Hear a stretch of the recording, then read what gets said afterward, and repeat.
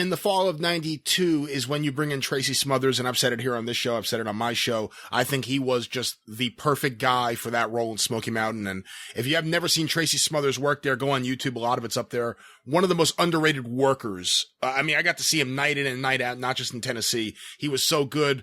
But at the same time, Steve Armstrong goes to the WWF as Lance Cassidy, the singing cowboy, although I don't remember him actually singing on TV. Had you talked to Steve? Had you tried to bring in both? When did you know Steve was going there? What do you know about all this? Well,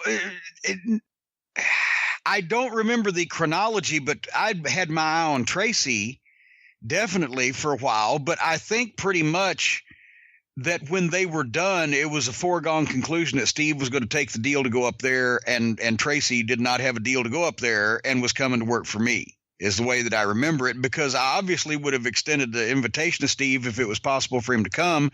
And I don't remember him ever turning me down. So I think I was presented with the knowledge that he wasn't going to be available anyway. Nevertheless, having said that, that's when he went up there for like 6 months. Steve was there in Smoky Mountain by summer of 93, remember? Yeah. Because he went on the road up there and he had no idea what it was going to be like being in the Northeast the majority of the time, but flying back and forth across the country, being on the road constantly. It wasn't the wrestling business that he had known and grown up around, and et cetera, et cetera.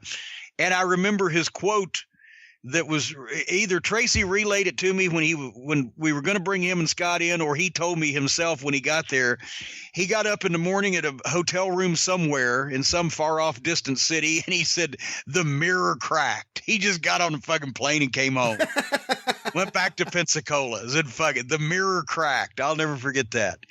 I mean, it was hard for especially guys who from the South, as we've talked about, and that schedule was brutal, and also it wasn't the wrestling business, and that's why a lot of the guys worked for me, because neither company at that point was the wrestling business that they had been in and grown up with and wanted to be in, knew what the fuck they were doing in, etc. You, of course, had Steve tagging with his brother, and it fit in perfectly when he came in, because that's right at the height of Cornette versus Armstrong, right when it's really actually kicking off and taking off is right when you get Steve, and it fits perfectly. But were you ever tempted to do something with a Southern Boys reunion because you had Tracy there too?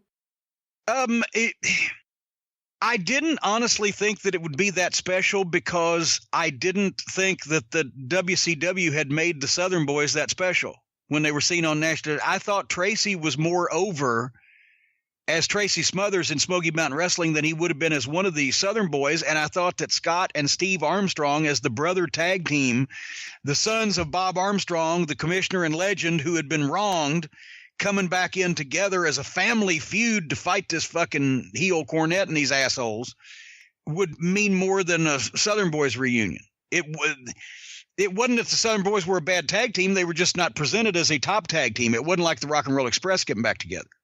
So they were each, because of their own talents and their own work, I think they meant more in the positions they were in there than they would have just teaming back up again.